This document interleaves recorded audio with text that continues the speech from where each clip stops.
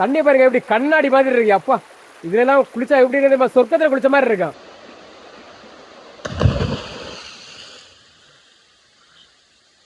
இந்த அழகான அட்மாஸ்பியரை நீங்க ரசிக்கணும்னா நீங்க பெருஞ்சிலம்பு வாங்க.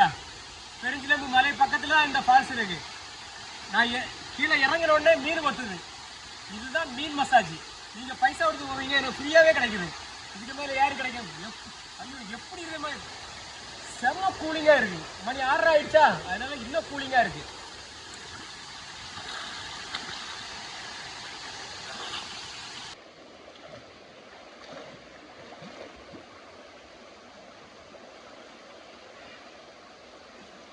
தண்ணியை பாருங்க எப்படி இருக்கு, கண்ணாடி மாதிரி இருக்கு.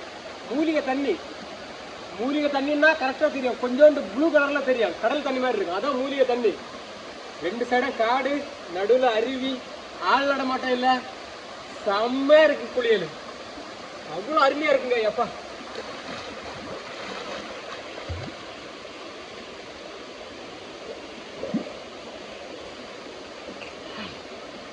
மூலிகை தண்ணியில ஒரு அமைதியான குளியல்.